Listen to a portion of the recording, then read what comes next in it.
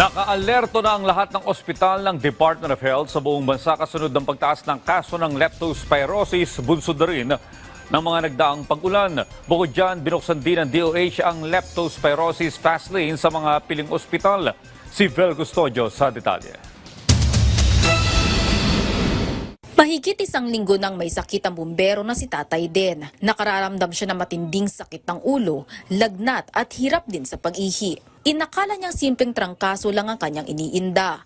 Pero nang magpakonsulta sa Rizal Medical Center sa Pasig, nalaman niyang tinamaan na pala siya ng leptospirosis. Nakuha raw niya ito nang maglinis siya sa kanilang bubong ng bahay sa kasagsagan ng bagyo. Hindi ako pinatulog niya ito ng isang linggo.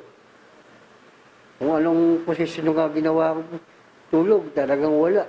Tapos yung sakit ng ulo, pasumpong-sumpong.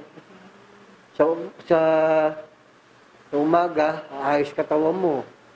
Bubuti. Pagdating ng gabi, pagka kumilot, sumakit na ulo, diretso na lagnat. Kinakailangan niya rin sumailalim sa dialysis dahil naapektuhan na rin ang kanyang kidney. Kung ninaramdaman na silang hindi maganda, ang timano, pag-take up nilalita kagad hanggang maaga. Hindi ka tulad ng ganito, nangyari sa akin, huli na. Sa tala ng Rizal Medical Center, umabot na sa halos 50 ang kanilang pasyenteng may leptospirosis. Tumaas ang kaso ng leptospirosis 1 o 2 linggo matapos ang paghagupit ng habagat at mga bagyo. Posible pa raw tumaas ang kaso ng leptospirosis sa mga susunod na araw.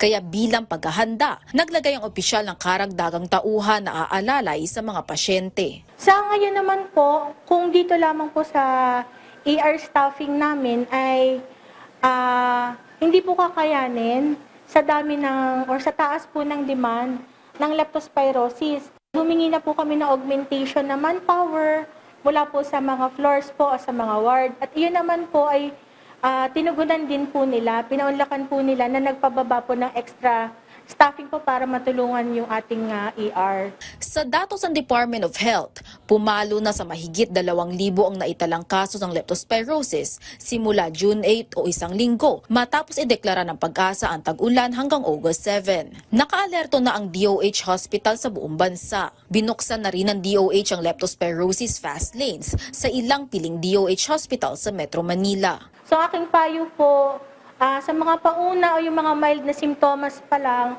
dumulog na po kayo sa ospital para po hindi na po mag-progress mula sa mild symptoms papunta sa moderate to severe symptoms po ng leptospirosis. Bukod sa leptospirosis, mahigpit din binabantayan ng DOH ang posibleng pagtaas ng kaso ng dengue. Kaya payo ng kagawaran, sundin pa rin ang anti-dengue campaign na taob, taktak, tuyo, takip at alas 4 kontra mosquito.